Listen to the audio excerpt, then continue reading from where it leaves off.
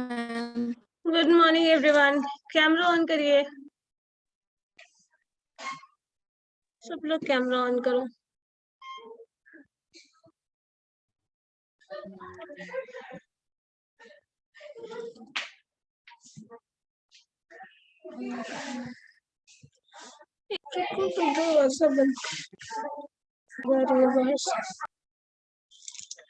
Book मेरा तुम लोगों के पास ही रह गया ना? Good morning ma'am. नहीं मैम, अरे कहाँ चला गया फिर? पता नहीं। सिया तो दिया था। वो लेके चल गया होगा, कोई भरोसा नहीं है उसका। रिसेप्शन पे दे दे। अरे स्टाफ रूम में दे देना। पता नहीं, चलो ठीक है, जो भी। पढ़े हो सब? तो क्या क्लास भी इसीलिए ज्वाइन नहीं किया है मैम, वो क्या बुक मांग लीजिएगा। उसने अभी मैसेज किया है।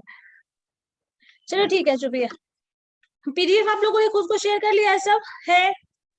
नहीं मैम, नहीं किया है। अच्छा ठीक है, पहले कैमरा ऑन करो सब लोग। पूजा कैमरा ऑन करिए। Pallavi, everyone turn on your camera. Anurag, Aditi, Pallavi, Rohit, everyone turn on your camera.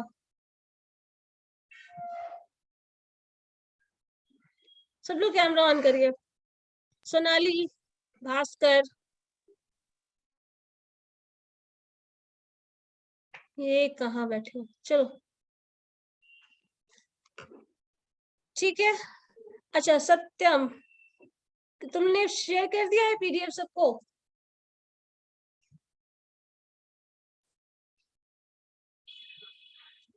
सत्यम, आवाज आ रही है? लिख जाएगा सबको। हाँ हाँ, वो बात ठीक है, उसमें मुझे कोई दिक्कत नहीं है। ये बताओ, आपने बनाया था ना, फॉर्म किया है ना, शेयर करना बाकी है, यही प्रॉब्लम है ना? यस मैम, पीडीएफ ठीक बना है, हुआ है। कोई बात नहीं, कोई बात नहीं, शेयर करो। एक काम करो, मुझे शेयर करो, वही हम अभी दिखा के फिर पढ़ा देते हैं। एक्सप्लोरेटरी रिसर्च वगैरह जो था, वो सब पोर्शन किए हो ना? देख लेते हैं।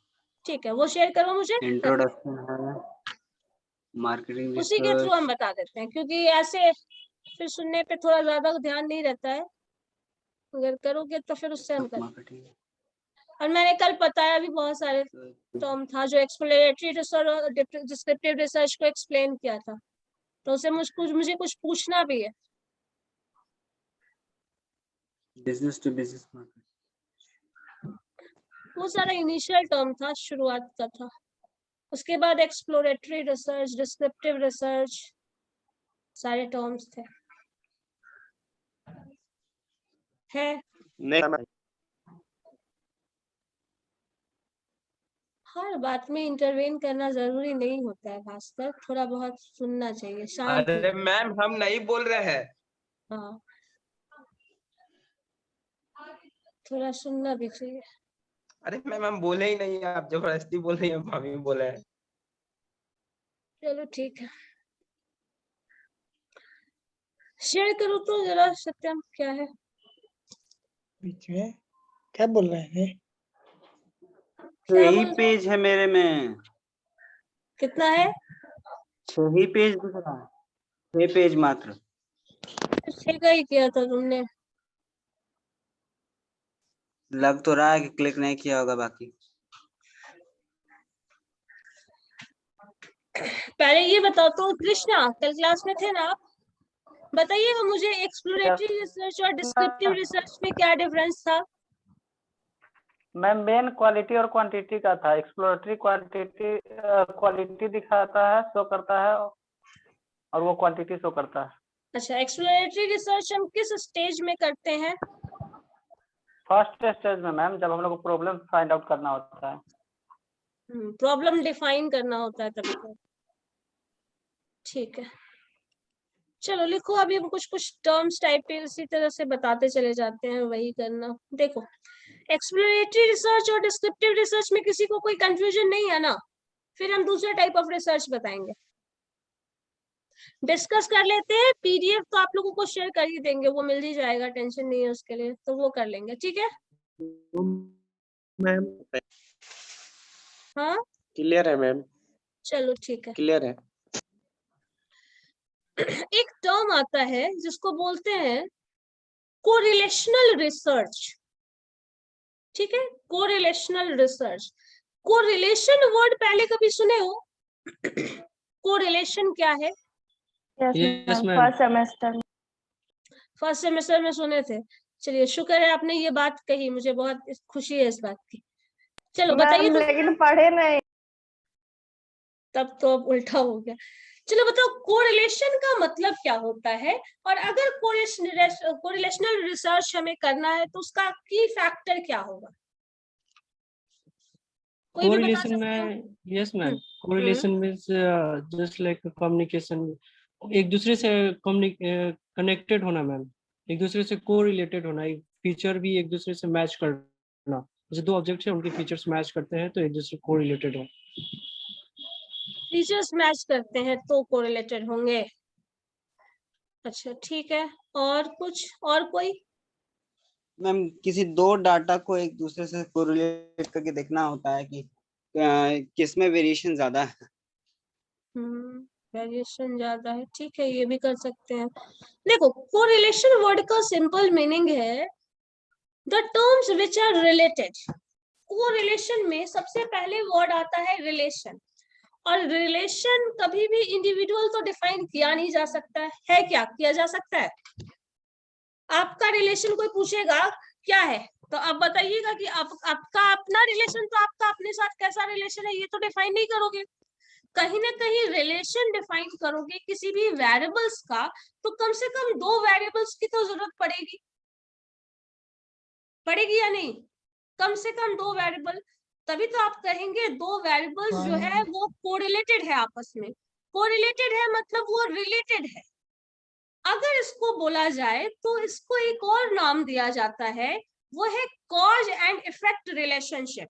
कॉज एंड इफेक्ट रिलेशनशिप कहने का मतलब ये है कि अगर दो वेरिएबल की बात कर रहे हो आप, तो दोनों वेरिएबल अगर रिलेटेड है, रिलेटेड होगा तो कैसे रिलेटेड होगा? जैसे मान लो एक इसका सबसे अच्छा एग्जांपल मैंने आप लोगों को शुरू में ही दिया था कि अगर दो वेरिएबल कहा जाए रिलेटेड है, मतलब क्या होता है?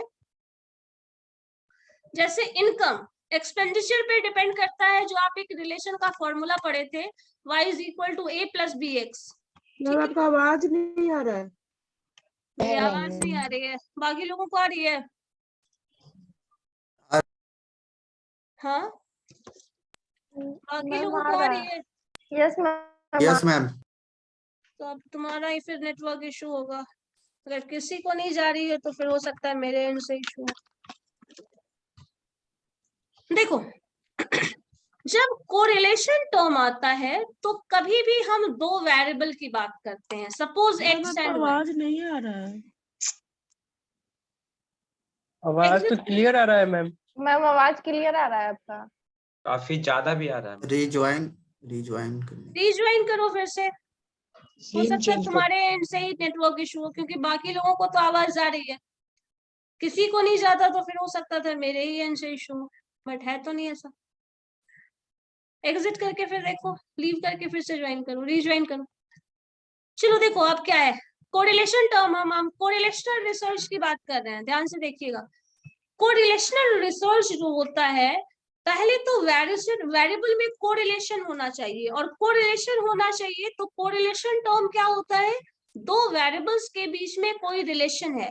जैसे इनकम और एक्सपेंडिचर आपस में रिलेटेड है, पता है सबको?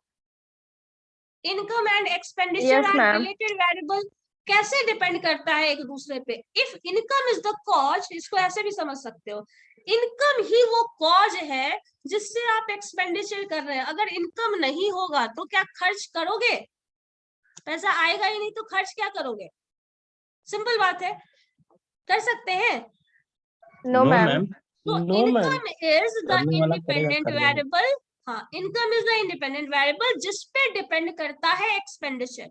सो यहाँ पे ये चीज आपको ध्यान देना पड़ेगा, जब भी कोरिलेशनल रिसर्च होता है तो उसमें क्या किया जाता है, कुछ ऐसे वेरिएबल्स जिसके बारे में तुमको इंफॉर्मेशन मिलना मुश्किल है, नहीं मिल सकता है, या फिर कोई इंफॉर्मेशन दे नहीं रहा है, तो आप क्या करेंगे, उससे रिलेटेड वेरिएबल का इंफॉर्मेशन निकालेंगे जो कि पॉसिबल है तुम्हारे लिए, और उससे उस वेरिएबल के बारे में जानने की कोशिश करेंगे।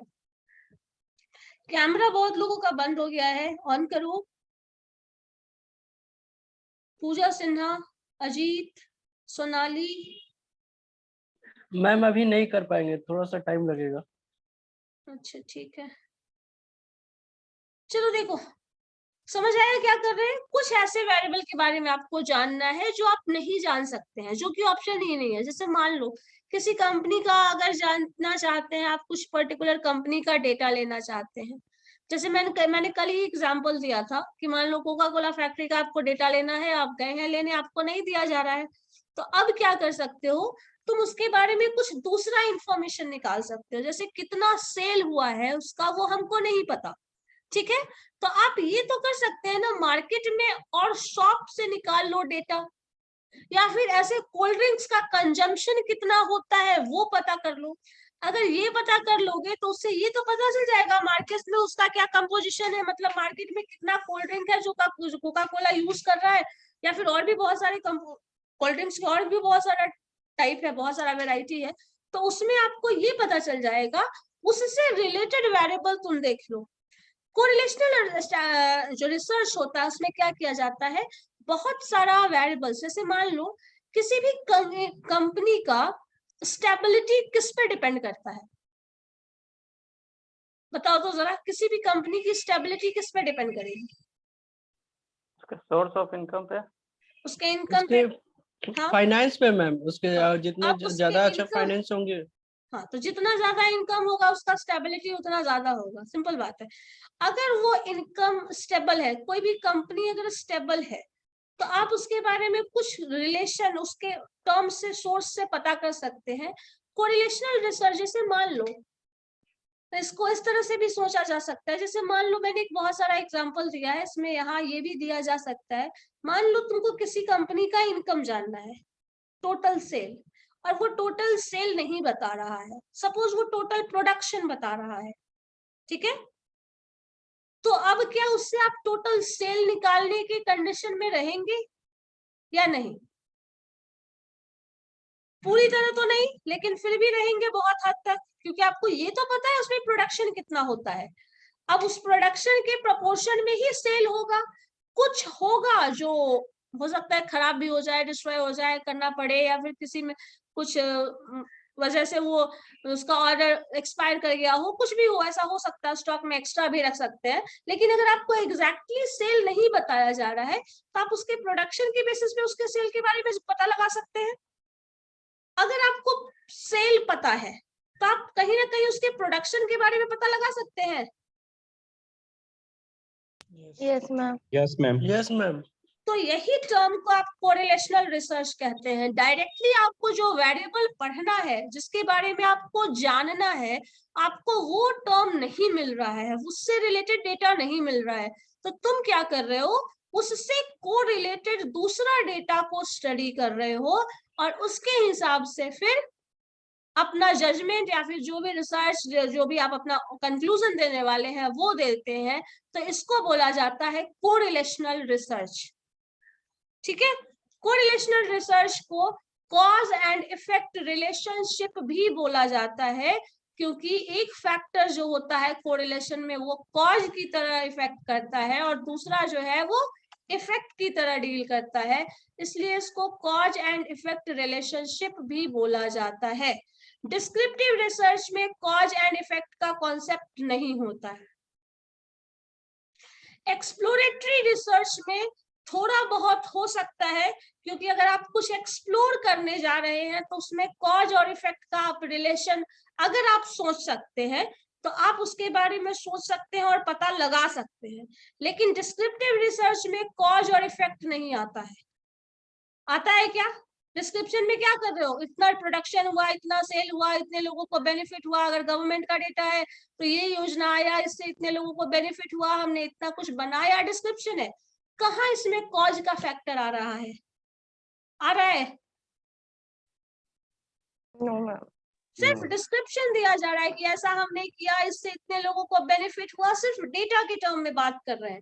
यहाँ पे रीजन क्या है, कॉज एंड इफेक्ट जब टर्म आता है तो ये रीजन क्या है जो आप ये कर रहे हैं और उसका क्या इम्पैक्ट आ रहा है ये देखा जाता है। जैसे मान लो इसको ऐसे भी ले सकते हो, अगर आपने कोई एडवर्टीजमेंट टेक्निक अप्लाई किया, ठीक है, कोई भी पर्टिकुलर टाइप ऑफ एडवर्टीजमेंट का कोई टेक्निक अप्लाई करते हो, जब एडवर्टीजमेंट टेक्निक अप्लाई करते हो तो बाद में देखोगे सेल्स का प्रोडक्शन बढ़ा या नहीं, मतलब जो भी प्रोडक्ट है उसका सेल बढ़ा या नहीं, देखोगे या नहीं? Yes ma'am. देखिएगा तो आपको क्या होगा, अगर बढ़ जाए सपोज उसकी वजह से या फिर किसी और वजह से अचानक से सेल बढ़ जा रहा है, तो आप ये समझ सकते हैं ना कहीं कि ये एडवर्टीजमेंट वो कॉज है जिसका ये इफेक्ट पड़ा है कि सेल्स जो है वो बढ़ा है। बताओ, यस मैम। माना जा सकता है ये? Yes, ma'am. Cause and effect relationship यही होता है जहां एक फैक्टर जो है वो कॉज होता है और दूसरा फैक्टर जो है वो इफेक्ट होता है, और उन दोनों में जो रिलेशन है वो देखा जाता है। तो यहाँ पे आप मान लीजिए सपोज आपको प्रोडक्शन सेल कुछ नहीं पता है, लेकिन आप देख रहे हैं बहुत सारा एडवर्टीजमेंट दिख रहा है, हर जगह एड, टीवी पे देख रहे हो, कहीं जा रहे हो बहुत सारा बैनर दिख रहा है, तो आपको दिख रहा होगा कि बहुत सारा एड आया है, तो उसका इफेक्ट ये भी हो सकता है कि कहीं ना कहीं सेल्स में इंक्रीमेंट हो सकता है। Yes ma'am. सो ये जो रिसर्च किया जाता है इसी तरह को कॉज एंड इफेक्ट रिलेशनशिप बोलते हैं, और यही आपका टर्म जो है इसको बोला जाता है कोरिलेशनल रिसर्च। कभी कभी ये भी होता है जैसे कुछ रिक्वायरमेंट है, आपका कुछ नेसेसिटी है, उस नेसेसिटी को फुलफिल करने के लिए आप कुछ काम करते हैं, ठीक है, तो अब नेसेसिटी जो है, मान लीजिए कुछ नया खरीदने जा रहे हैं, तो आप यही पर्टिकुलर टाइप ऑफ प्रोडक्ट क्यों खरीद रहे हैं, उसके पीछे भी कुछ रीजन हो सकता है और उसका ये इम्पैक्ट होगा कि वो खरीदा जा रहा है। तो यहाँ पे ये सारा टर्म अगर आ जाता है किसी भी मार्केटिंग फैक्टर में हो या फिर ऐसे भी कभी सोचने के लिए भी ये टर्म आ जाए, जैसे आप कुछ सोचना शुरू करते हो तो कुछ ना पर्टिकुलर पॉइंट होगा ना जो आपको कहीं ना कहीं इंसिस्ट कर रहा है कि आप ये काम करिए, आप ये सोचिए। जब सिचुएशन बहुत कुछ लग रहा है आपके हाथ में नहीं है, बहुत कंट्रोल नहीं दिख रहा है, तो आप कुछ अलग वे में सोचना शुरू करते हैं, आउट ऑफ द बॉक्स जाके कुछ सोचना शुरू करते हैं। तो यहाँ पे सिचुएशन क्या है, वो एक रीजन है जिसकी वजह से आप ये सोच रहे हैं। तो ऐसा अगर टर्म आता है तो वो कोरिलेशनल रिसर्च है। यहाँ पे रीजन समझ में आएगा, what is the reason for this, what is the reason for that, ये स्पेसिफिकेशन यहाँ मिलता है और इसी टाइप के रिसर्च को कोरिलेशनल रिसर्च कहा जाता है। तो ये कहीं ना कहीं इसको थोड़ा बहुत कभी कभी एक्सपेरिमेंटल रिसर्च भी बोला जा सकता है। जैसे मान लो बचपन में कभी आप पढ़ाई वढ़ाई किए होंगे तो पता है कि किस भी लैब में पढ़े हो, कुछ एक्सपेरिमेंट में सेट किया हुआ है लैब में, केमिकल अगर रिएक्शंस है, एक पूरा पर्टिकुलर सेट ऑफ साइंटिफिक दे दिया जाता है, ये केमिकल मिक्स करिएगा ऐसा रिएक्शन होगा, या फिर फिजिक्स का अगर लैब में कुछ किए होंगे तो आप क्या इम्पैक्ट और इफेक्ट दिख रहा है। तो ये एक्सपेरिमेंटल और साइंटिफिक रिसर्च है जिसमें कॉज फैक्टर को आप इम्प्लीमेंट कर रहे हो, कॉज फैक्टर को दे रहे हो, तो इफेक्ट फैक्टर आपको ऑब्जर्व हो रहा है।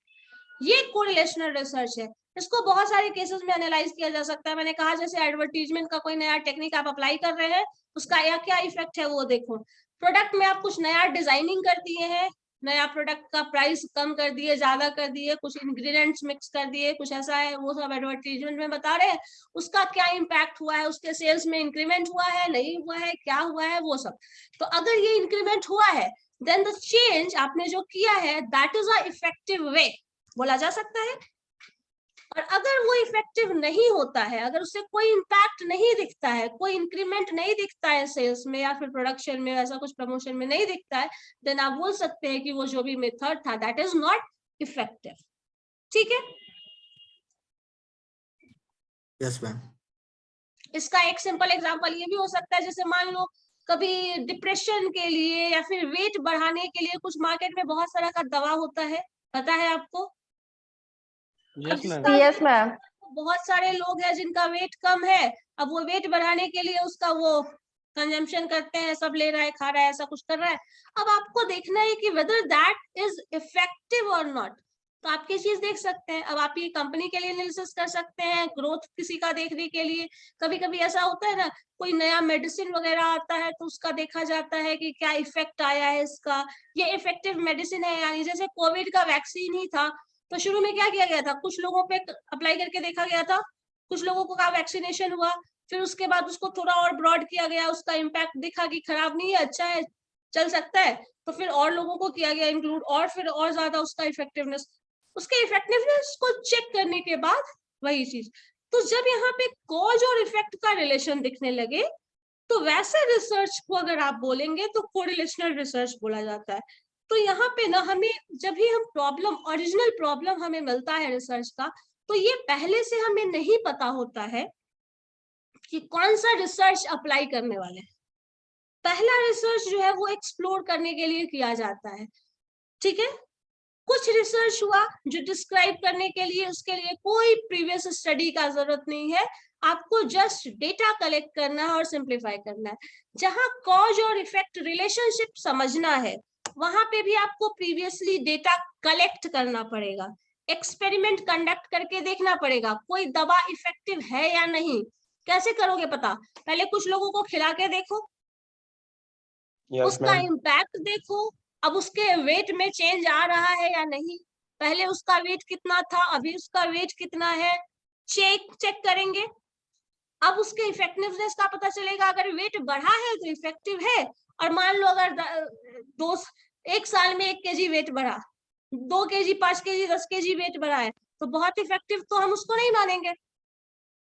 पता चला 1 महीने में 1 kg 2 kg वेट बढ़ गया, मान सकते हैं इफेक्टिव है थोड़ा। तो यही चीज आप ऑब्जर्व करते हैं, देखते हैं, डेटा कलेक्ट करते हैं, फिर आप जो कंक्लूजन देते हैं वो है। तो कौन सा रिसर्च किया जाएगा ये हमें पहले से नहीं पता होता है। ये रिसर्च हम जब प्रॉब्लम देखते हैं ना, तो उसके हिसाब से हमें देखना होता है कि कौन सा रिसर्च अप्लाई होगा, ठीक है। तो अब आपको ये देखने और समझने के लिए भी कुछ टाइप ऑफ रिसर्च करना पड़ता है। एक होता है फंडामेंटल रिसर्च, जो शायद आप पहले सुने भी होंगे। फंडामेंटल रिसर्च जो होता है वो क्या होता है, कोई भी थ्योरी सुने हो पहले, जैसे आपने मार्केटिंग वगैरह में पढ़ा होगा, इसका मार्शल का ये लॉ है, उसका वो लॉ है, बहुत सारा चीज पढ़ेंगे, इकोनॉमिक्स का थ्योरी है, मार्शल ने ये लॉ दिया है। एक स्टेटमेंट होता है ना, जो मैथमेटिकल प्रूफ, जैसे सिंपली अगर समझ जाए a+b इज इक्वल टू कोई वैल्यू है c, मान लो 2+2, अब 2+2 इज इक्वल टू 4 ही क्यों होता है, 2 into 2 या फिर 2 into 3 इज इक्वल टू 6 ही क्यों होता है, कोई बता सकता है, बताओ। अब बोलिएगा ये कैसा सवाल है, बताइए। ये रूल है। क्योंकि वो रूल डिफाइंड है, अब उस रूल के हिसाब से ही हम चल रहे हैं, तो हमने ये रिजल्ट लिखा।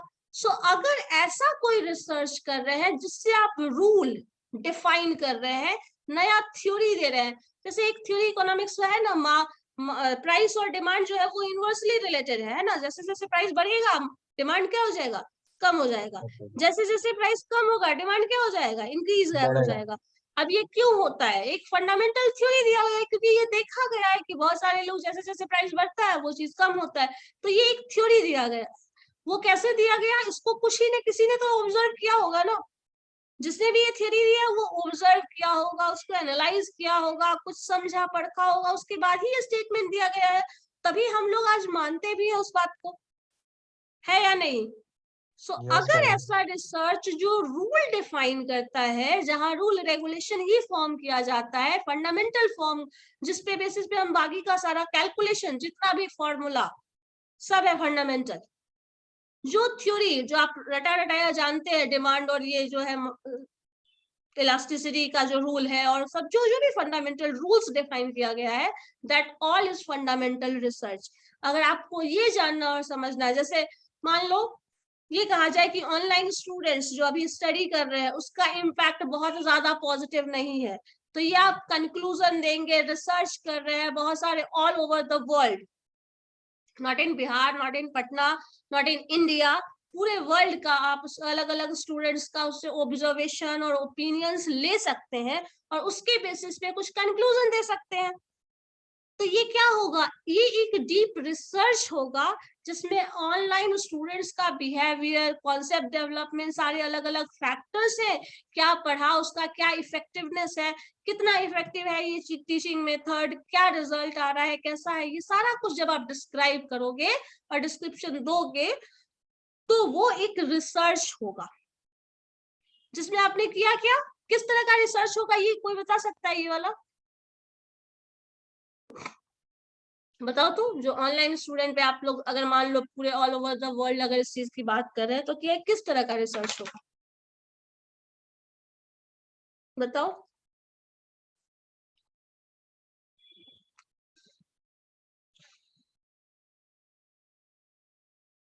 Exploratory research ma'am. हाँ, इनिशियल लेवल पे एक्सप्लोरेटरी हो जाएगा, और कुछ?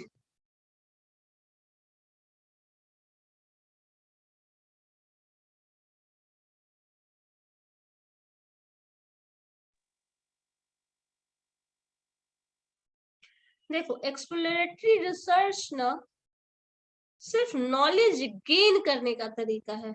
ये सिर्फ आप पूछ रहे हैं अपने इंसाइट को, आपको मैंने कहा क्या, क्यूरियोसिटी है आपको बस जानने का, सब लोग कैसा सोचते हैं नहीं सोचते सोच रहे हो, और उसका कोई पूरा पब्लिकेशन मतलब पूरा डेटा ऑब्जर्वेशन सब नहीं ले रहे हो, सिर्फ तुम अलग अलग लोगों से बात कर रहे हो।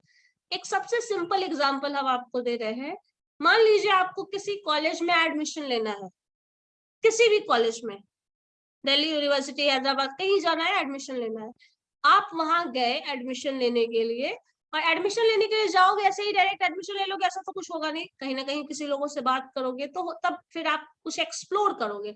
अब क्या होगा कि आप वहां के कुछ स्टूडेंट से जिस कोर्स में एडमिशन लेना है उसके बारे में जानना चाहेंगे, पता करेंगे, क्या इसको कहीं पूरा किताब में पब्लिकेशन करेंगे, इसका सबको ये पेपर में छाप के बताने वाले हैं कि ऐसा है, ये है, वैसा है, बताओगे? No ma'am. नहीं, सिर्फ आप खुद जानने के लिए ये चीज कर रहे हैं, दैट इज एक्सप्लोरेशन। आप खुद जानने के लिए कि हम यहाँ पे ये कोर्स करना चाहिए मुझे या नहीं, करेंगे तो क्या इफेक्ट आएगा, ऐसा होगा, ये होगा, जो होगा आप खुद के लिए कर रहे हैं। और इसका कहीं कुछ डेटा पूछा, लिस्ट करके आपने इससे पूछा, आपने ये सवाल किया, उसने आंसर ये दिया, क्या ऐसा रिकॉर्ड रखते हो कहीं?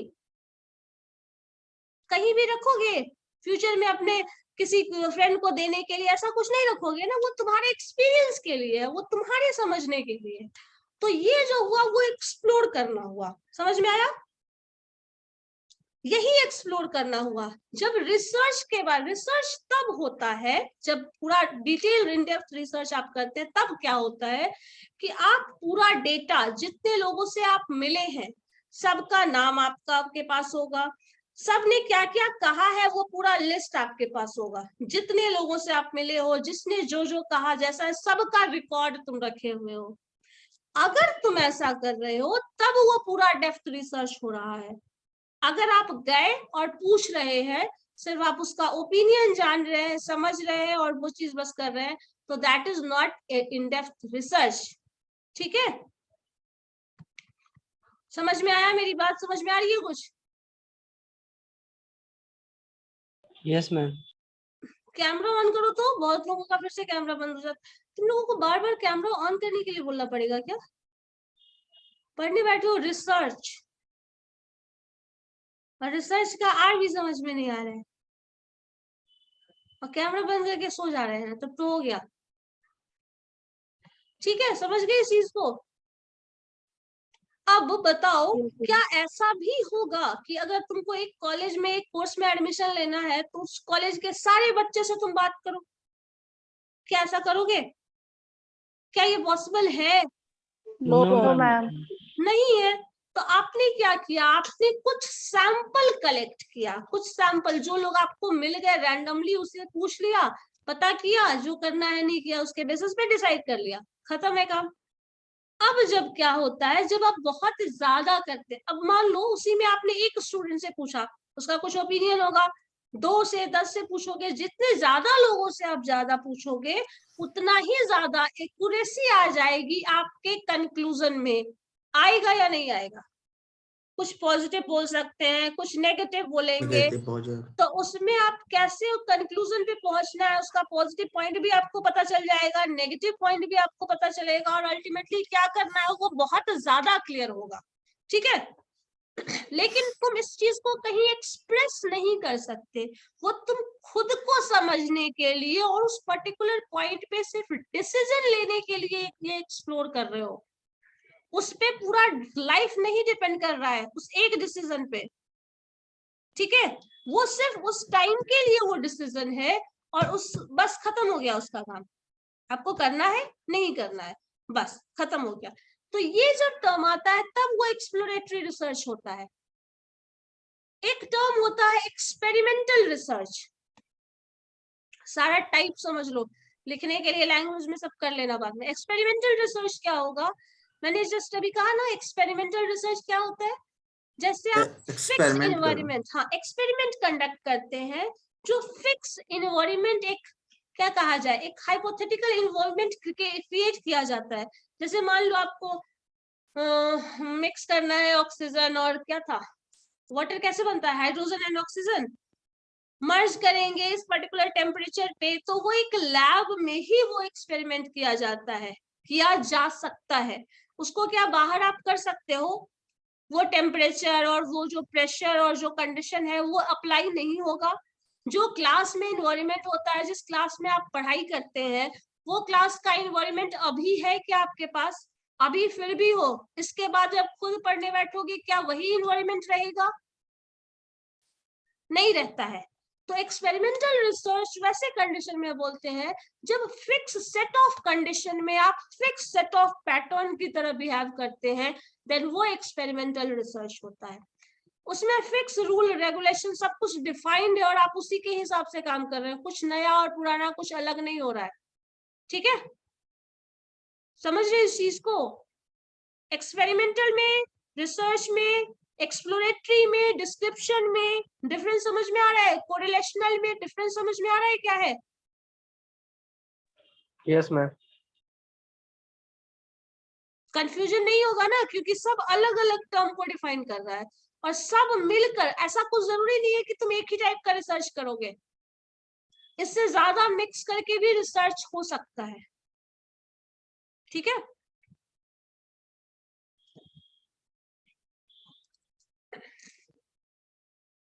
अच्छा ये बताओ, कोरिलेशनल रिसर्च क्या एक्सप्रेस करेगा? रोहित बताइए तो, कोरिलेशनल रिसर्च क्या एक्सप्रेस करता है?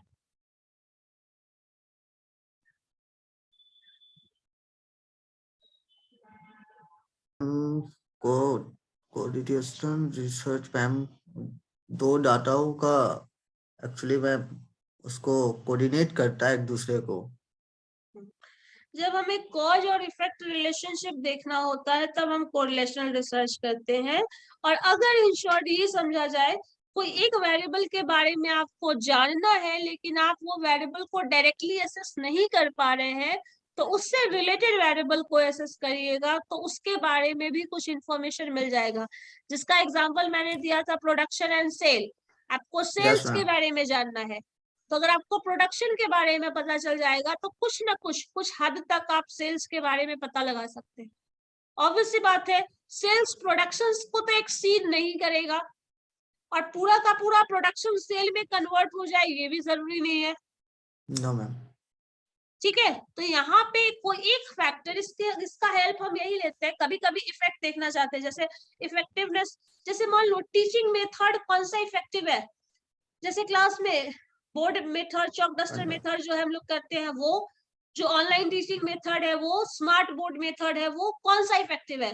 जैसे इसमें आप मार्केटिंग स्ट्रेटेजी के लिए देख सकते हैं, मान लीजिए आप एडवर्टीजमेंट देते हैं, तो जो वेब देते हैं, ऑनलाइन एडवर्टीजमेंट आता है, वो इफेक्टिव है। जो आप लोग बैनर्स और वो सब बनाते हैं, वो एडवर्टीजमेंट इफेक्टिव है। तो ये सब चीज देखने के लिए भी हम लोग इफेक्टिवनेस देखने के लिए भी कर सकते हैं, क्योंकि यहाँ पे कॉज और इफेक्ट रिलेशनशिप है, तो हम ये भी चेक कर सकते हैं इस कॉज की वजह से क्या इफेक्ट आया है, वो करना हो तो देख रहा है। जैसे मान लीजिए प्रोडक्ट में आपने चेंज किया, तो उसका क्या इफेक्ट आया है, मार्केट में उसको पसंद किया जा रहा है या नहीं किया जा रहा है, उससे पॉजिटिव इम्पैक्ट बना है या नेगेटिव इम्पैक्ट बना है, तो ये सब चीज भी आप देख सकते हैं।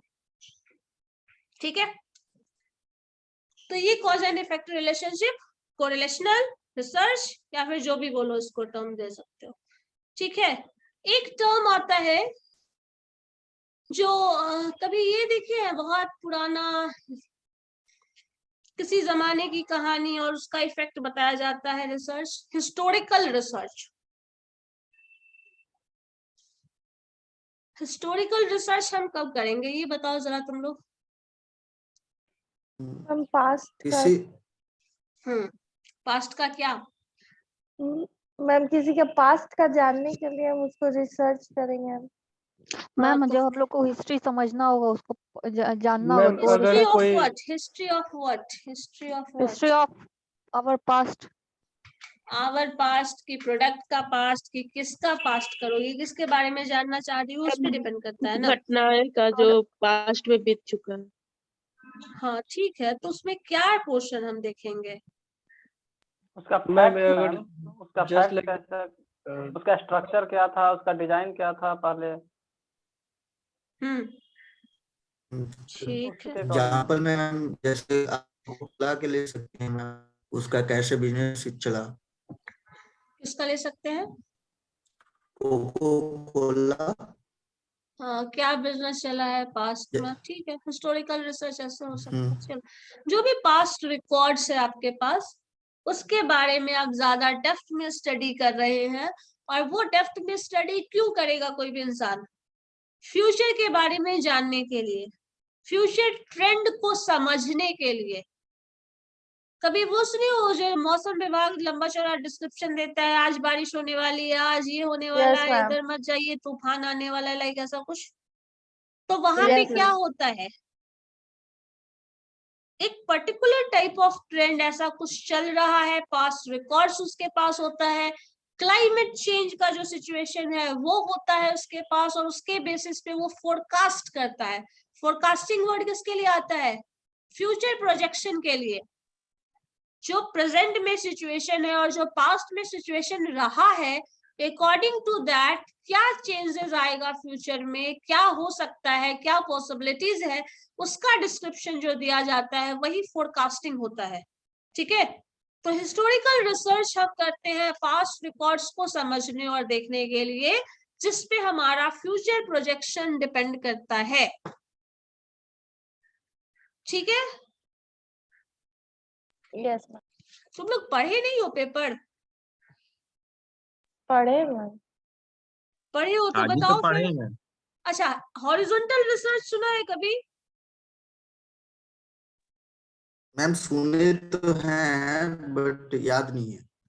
सुने हैं बस याद नहीं है, ऐसा तुम लोगों के साथ हमेशा क्यों होता है?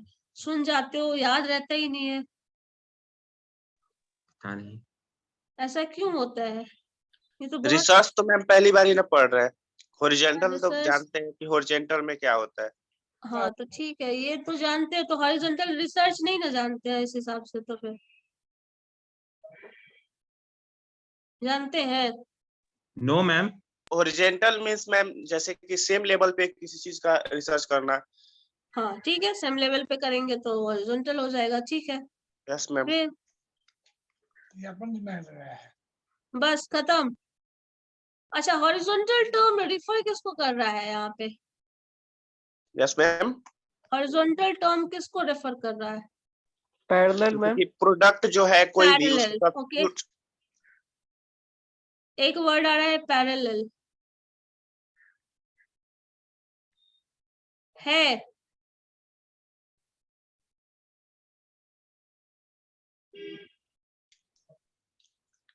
एक बोलता है तो दूसरा सपोर्ट नहीं करता, उसको दूसरा करता है तो कुछ और ही बोलेगा।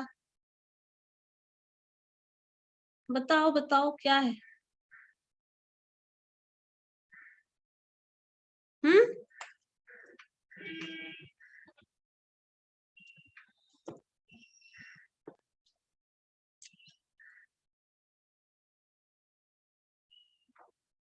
हॉरिजॉन्टल रिसर्च सुना है? क्रॉस सेक्शनल रिसर्च सुना है? कल इसीलिए हम बुक बोल रहे थे, सबको ले लेंगे। नहीं सुने। नहीं, क्रॉस सेक्शनल, हॉरिजॉन्टल। या अच्छा तो चलो, इन दोनों को हम एक साथ बता देंगे। और कुछ यहाँ तक में क्या बोल रहे हो, बोलो अजीत। नो मैम, आप ही बता दीजिए मैम सरल। ठीक है, वो हम बताएंगे। ऑप्शन क्या है? ज्यादा बेटर भी रहेगा मैम। देखो, हॉरिजॉन्टल और क्रॉस सेक्शनल हम एक साथ बता देंगे। पहले इतना जो बताया है उसमें बताइए कोई कंफ्यूजन हो रहा है तो, क्योंकि पहले इस चीज को एकदम दिमाग में बैठा लो, क्या क्या कर रहे हैं, रिसर्च क्या है, क्या कर रहे हैं, कैसे कर रहे हैं, क्यों कर रहे हैं, ये चीज पहले समझ में आ जाएगा, तभी रिसर्च का कुछ आगे समझ में आने वाला है। और ये सब जो अभी तक मैंने बताया ना, वो बहुत बेसिक टाइप है रिसर्च का, बहुत ही बेसिक टाइप है। कुछ भी नया है, कुछ भी समझ में नहीं आ रहा है, उसके बारे में जानना, जो कि हम लोग हमेशा से करते आए हैं। ऐसा कुछ नहीं है, रिसर्च का डेवलपमेंट हुआ है बाद में, लेकिन ऐसा नहीं है कि वो डेवलपमेंट होने के बाद ही रिसर्च किया गया है। रिसर्च पहले से भी होता आया है ना। वो टर्म हम लोग उसको टर्म डिफाइन नहीं कर रहे थे, लेकिन वो काम हम करते आ रहे हैं, क्योंकि किसी भी चीज में बहुत कुछ पहले, जो मान लीजिए अर्थ का शुरुआत ही हुआ है, तो आपको बहुत कुछ पता है ना, अर्थ सन के अराउंड रिवॉल्व कर रहा है, ये हो रहा है, वो हो रहा है, ये सब कैसे पता चला आपको? एक्सप्लोर करके ही किया गया है। कहीं ना कहीं उसका ऑथेंटिकेशन भी किया गया है कि जो सब कुछ अलग अलग लोगों ने अलग अलग फैक्ट्स बताए, उन सबको कहीं ना कहीं एक जगह एग्रीगेट करके अल्टीमेटली ये कंक्लूजन दिया गया, और वो वैलिड कंक्लूजन है। ये सब कहाँ से आया? एक्सप्लोर करने के बाद ही पता चला ना। बिना एक्सप्लोर के किए पता चलेगा क्या? बताओ। सन से डिस्टेंस जो है ये इतना है, कैसे पता चला? वो किया गया, कोई टेप मेजर लेके तो नापने नहीं गया होगा। अर्थ से लेके सन का नो डिस्टेंस मैम। कोई टेप मेजर लेके नापने गया है? तुम हम नो नापे मैम। हो या फिर कोई भी नापने गया है? नहीं गया है। कैसे मेजर किया गया? कुछ ना कुछ उसके लिए टेक्निक डेवलप किया गया, एक्सप्लोरेशन। पहले तो ये चीज कहीं ना किसी के दिमाग में आया होगा, वो चीज पता किया, समझा गया, और ये सब चीज बहुत पहले हुआ है। भले बुक में और रिकॉर्ड में हमारे पास मिलता है कि बहुत बाद में हुआ है, लेकिन ये सब चीज बहुत पहले हो चुका है। और कहाँ है, हम लोगों ने ऐसा भी सुना है कि हमारे यहाँ डिस्टेंस कवर भी किया है हनुमान जी ने, अर्थ से लेके सन तक का मैम कवर बिहार किया में है जो ना। मैम बिहार में जो तरेगना जो प्लेस है, वो तो हाँ ऑलरेडी प्लेस था पहले भी एस्ट्रोलॉजिकल के लिए। हाँ, वही बात सबसे बोल रहे हैं। लॉन्गर टाइम एक्लिप्स देखा जाता है यहाँ से। हाँ, तो ये सब चीज बिना उस वक्त ये रिसर्च करना, और ये सब जो मेथोडोलॉजी अभी जो हम लोग पढ़ने वाले हैं, पढ़ते हैं या फिर पढ़ेंगे, वो चीज क्या है? वो कभी था तो नहीं ऐसा। वो एक ऐसे टर्म में डिफाइन करके बताया गया, वो तो बहुत बाद में बताया गया। तो सबसे शुरुआत में क्या आया होगा? वो एक्सप्लोरेशन ही आया होगा ना।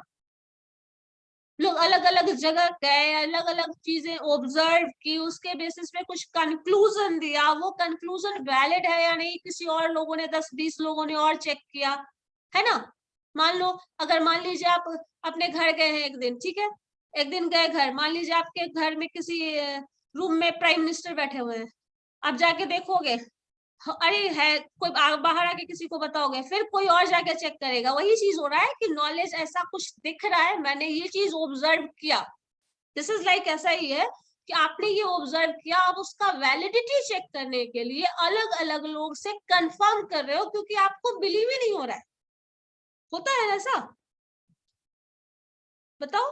तो ये यस फैक्ट मैम। ऑब्जर्व किया गया है, अब ये फैक्ट सही है या नहीं, उसकी वैलिडिटी चेक करते हैं बाद में। हम वही चीज रिपीटेडली देख रहे हैं, क्यों? क्योंकि हम ये चीज मान ही नहीं पा रहे हैं, और हमें पूरी तरह उस बात को मानने के लिए भी खुद कहीं ना श्योर होना पड़ेगा। जैसे मान लो आप एक बार एग्जाम देते हो, ठीक है, हो गया, बहुत अच्छा मार्क्स आ गया, दूसरी बार हो सकता है बहुत अच्छा नहीं आए, थर्ड टाइम कुछ और रिजल्ट आए, अब अलग अलग बार अलग अलग रिजल्ट आएगा, और जैसे जैसे रिजल्ट बदलेगा, आपका ओपिनियन अपने बारे में क्या होगा? चेंज करेगा, वेरी करेगा, करेगा या नहीं? पहली बार मान लो Yes, 100% रिजल्ट आ गया तो क्या बोलोगे, बहुत कॉन्फिडेंट देखोगे। दूसरी बार अगर इनकेस कम आ जाता है तो कॉन्फिडेंस क्या होगा, थोड़ा कम होगा। सो यहाँ पे यही चीज होता है, जब भी नॉलेज का एग्जिस्टेंस का आपको पता चलता है, कुछ भी वैल्यूज दिख रहा है आपको, ऑब्जर्व हो रहा है, मार्केट का ही स्ट्रेटजी, फ्लेक्सिबिलिटी और वो सब देख लो, आप देख रहे हो बहुत डिमांड है, बहुत कुछ ऐसा हो रहा है, लेकिन फिर भी बहुत लोग प्रेफर नहीं कर रहे हैं। मान लीजिए ऑनलाइन मोड में जितना कुछ स्टडीज और ये सब हो रहा है, मीटिंग्स और बहुत सारा कुछ है जो हो रहा है, तो वो उसमें कहीं ना कहीं आपको ये दिख रहा है पॉजिटिव पार्ट, लेकिन बहुत चीजें में ये भी दिख रहा होगा कि बहुत लोग उसको प्रेफर नहीं कर रहे हैं, बहुत लोग उसमें एडजस्ट नहीं कर पा रहे हैं। तो अब आप इसके नेगेटिव इम्पैक्ट्स और पॉजिटिव इम्पैक्ट्स दोनों देखोगे तो आपको क्या होगा, जो भी कंक्लूजन निकालोगे वो बेटर कंक्लूजन होगा एज कंपेयर, आप सिर्फ पॉजिटिव साइड देख रहे हैं तब जो होगा वो, और एज कंपेयर जो आप नेगेटिव साइड देख रहे हैं तब जो होगा या नहीं। सो रिसर्च में पहला स्टेप होता है to find some knowledge, then हम क्या करते हैं, जो आपको मिला, जो ऑब्जर्वेशन आपने लिया और जो नॉलेज आपको एग्जिस्टिंग मिला है, उसको पहले रिपीट करके देखा जाता है, फिर उसकी वैलिडिटी को चेक किया जाता है, तब अंत में जो फाइनल कंक्लूजन होता है वो दिया जाता है। क्योंकि मैंने क्या कहा, वही चीज रिपीट करके देख रहे हैं। जैसे मान लिया किसी ने कह दिया कि अर्थ से सन का डिस्टेंस कितना है, बताओ तो कोई पता है? 15,000 करोड़ किलोमीटर। हाँ, और 1 मिनट में सनलाइट अर्थ पे आने का टाइम कितना है, कितना मिनट लगता है? 8 मिनट मैम। 8 मिनट 15 सेकेंड कुछ है, चलो 15 सेकेंड है। तो वो टाइम आप एक बार किसी ने कैलकुलेट किया होगा, बात मान गए होंगे, ऐसा हो सकता है क्या? कुछ लोग, और जो खुद ने जिसने कंक्लूजन दिया होगा ना, वही एक बार करके नहीं छोड़ रहे होंगे, क्योंकि उसको रिपीट कर रहे हैं, बार बार रिपीट करेंगे, फिर आप वैल्यूज देखिएगा। ये चीज पता नहीं तुम लोगों ने, पता नहीं साइंस में ये एक्सपेरिमेंट किया है या नहीं, 10th में किसी ने पढ़ा है, अच्छा से एक्सपेरिमेंट किया है कुछ फिजिक्स का, क्यूब का वॉल्यूम निकालना, स्क्वायर निकालना, ऐसा कुछ सीखे हैं 10th तक? कोई भी, मान लो 11th 12th में कोई सीखा, साइंस से ही होगा। 10th तक में किया है ना? 10th में अगर किसी ने एक्सपेरिमेंट किया होगा, मैंने तो किया था, अब तुम लोगों का पता नहीं मुझे किया है या नहीं, क्यूब या फिर कुछ सिलेंडर दे दिया जाता था में फिजिक्स में, और एक स्केल दे दिया जाता था, बोला जाता था इसका वॉल्यूम और जो भी स्क्वायर एरिया, जो भी लेंथ, वो सब निकालो। तो क्या करते थे, अलग अलग बार हम लोग क्या करते थे, 3-4 कम से कम 10 बार तो ऐसा करते ही थे कि उसी सिलेंडर को एक बार स्केल से नापते थे किसी अलग एंड से, दूसरी बार फिर से कैलकुलेट करते थे, थर्ड टाइम फिर कैलकुलेट करते थे, फोर्थ टाइम फिर से कैलकुलेट करते थे, और वो कैलकुलेशन 3-4 बार 10 बार करके उसका जो रिजल्ट आता था, उसमें भी हर बार रिजल्ट थोड़ा डिफरेंट आता था। ठीक है, उसमें भी रिजल्ट हर बार थोड़ा, कभी 0.1 0.2 का डिफरेंस आ जाता था। तो उस केस में क्या करते थे, सबका कैलकुलेशन अलग अलग निकाल लेते थे, फिर उसका एवरेज निकालते थे, और वो जो होता था वो बताते थे कि this is the area of this cube, this is the volume of this cube. जो फॉर्मूला है वो कैलकुलेशन बाकी सब ऐसे करते थे। स्केल से जो मेजरमेंट लिया जाता था ना, वो बार बार अलग अलग टाइम लिया जाता था। क्यों करते थे? क्योंकि एक बार कर रहे हो तो हो सकता है कुछ गलती से लिख दिया हो सकता है एरर, हो सकता है एक बार नापने में कुछ गलती हो गई, दोबारा नापे, ऐसे ही 10 बार नाप रहे हैं, और उसका जो रिजल्ट हो रहा है वो ऑन एवरेज करके लिख रहे हैं। क्योंकि एक बार अगर कर रहे हैं तो हम खुद ही श्योर नहीं है, जैसे मैंने एग्जांपल दिया था। तो रिपीटेशन होता है, क्यों? क्योंकि आप एक बार जो रिजल्ट कर रहे हैं, हो सकता है वो बाई चांस आया हो या फिर उसमें कुछ एरर हो। एरर टर्म हमेशा इन्वॉल्व होता है, आप जो भी कैलकुलेशन या जो कुछ भी कर रहे हैं उसमें कहीं ना कहीं मैथमेटिकल कैलकुलेशन और टर्म्स में हमेशा हो सकता है, या फिर ऑब्जर्वेशन में, क्योंकि आपने ऑब्जर्व ही किया है ना, आप इंसान ही है ना, देख रहे हैं वो सही है या गलत है, या फिर आपका परसेप्शन सही है या गलत है, ये गारंटी के साथ नहीं बोला जा सकता। इसीलिए जब भी रिसर्च होता है तो एक ही टास्क को रिपीटेडली परफॉर्म किया जाता है, और ऑन एन एवरेज उसका इफेक्ट क्या होता है वो बताया जाता है। ठीक है, जैसे मैंने कहा ना, जो आप अर्थ डिस्टेंस बता रहे हैं, ये कॉन्सेप्ट जो बताया गया वो एक बार किसी ने कहा होगा और एक ही बार मान लिया गया, ऐसा नहीं है। नाम उसी का होगा जिसने कहा है ये कॉन्सेप्ट, लेकिन उसकी वैलिडिटी को बार बार चेक किया जाएगा। अब मान लो 3 into 2 ये जो 6 होता है, आप बोल रहे हो 6 ही क्यों होता है, हर बार कोई कैलकुलेट करके देखेगा, जो रिजल्ट आ रहा है वो बता रहा है। मान लो ये तो सबको पता है। अब 286 का वैल्यू है, इसको मल्टीप्लाई करने के लिए मैंने बोला 97 से। अब कैलकुलेट करके आप देखोगे, आपका कंक्लूजन हो सकता है कभी कभी कैलकुलेशन गलत भी हो जाता है, अलग अलग लोगों ने कैलकुलेट किया, सबका आंसर सेम आ रहा है, तो हो सकता है जो आपने बताया वो सही है।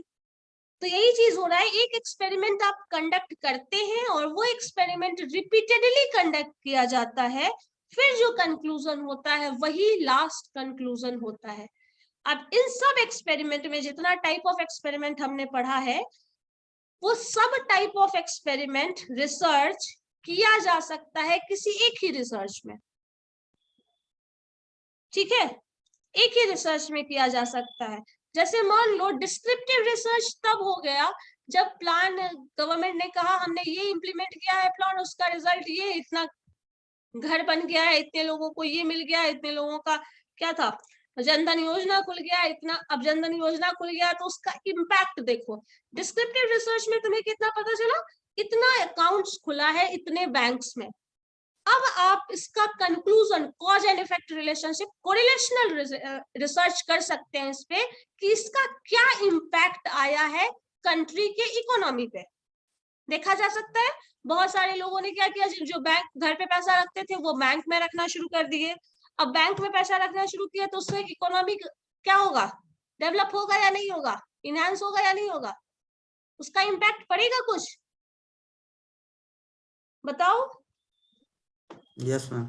Yes ma'am.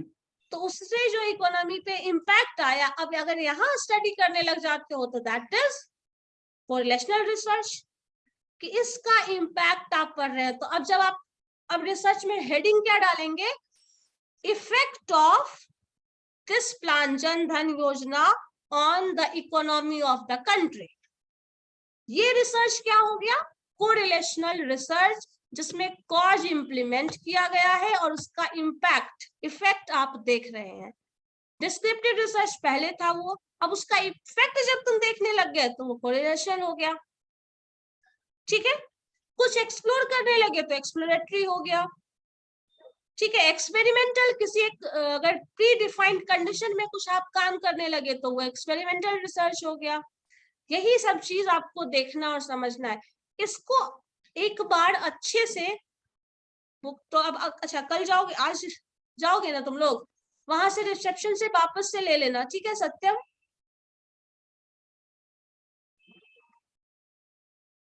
सत्यम